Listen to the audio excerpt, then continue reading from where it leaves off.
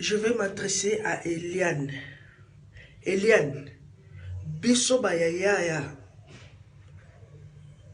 Moise Mbiye tolobi tika Moïse tranquille.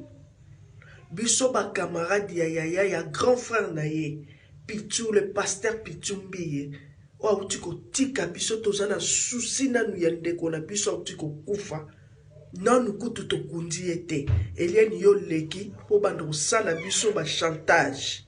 O leki po bando tumo la mitema na biso. Eliane keba. Keba Eliane keba. Keba to kebisio keba. Keba Eliane. Na ba parents na ba compagnie ko na ba bêtise wana. Bo continuer na ba bêtise na bino. Mais stop. Tika Moïse Mbiye tranquille, allez la grand frère naye. Le reste on le verra après. Makamboza na justice, tika justice ça la musala nango.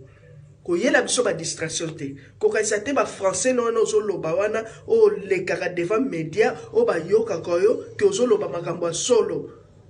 To baye yo na niveau, to baye yo. Fous-nous la paix, tika biso to le la master na biso dans le calme. À bon attendeur, j'espère au yoki. Pour mouto a yokaka, ils aura bien. Soko zo yokate, loko la lobi tika. Et loko ele ki tike zate. Loko yo lingi tikate, yo lingi sala. To pesio ba bonne chance, sala. Sala. Mais yeba ke, tika Moïse Mbiye tranquille. Soko zo continuer. Eliane, toko s'en charger na yo. Toko s'en charger na yo na ebisa yo. Toko s'en charger na yo. Parce que na tango tozana ba pota mite mezo soit tozana pasi ndeko na biso akufi yo ngo ya o distraire biso. Ko ya ko distraire biso te. Tozana na matanga. Ko ya ko distraire biso te. Moïse Mbiye azana ba yaya na ye, azana ba leki na ye, azana ba ndeko na ye. Azana ba camarade na ye. Ko distraire bisote. Bino albo komo bomana. Na o soi-disant o lobaki grande sœur na yo. Lelo yo komi suko bimasusu na mubala grande sœur na yo. To seki yo. Yo oko sili sango tina suka. Oko sili sango. Fou la paix à Moïse Mbiye.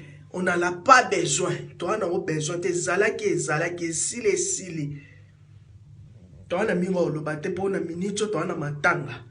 Na lobelo po toana matanga, toana souci, to kundana ondeko na biso et le reste on verra après. Koya ko distraire bisote. Koya ko lakisa bisote ke yo dona deja yo soki nano e lokote. Ko banda lelo ti lobi oza lokote yo. Oze lokote ozaka lokwa mupepa kaina. Oze lokote.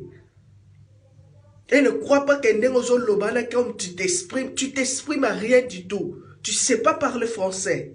Tu sais pas parler français. Oui, bon, le français. Oh, le baran est français. Ils sont francs. C'est athée. Donc, fous-nous la paix.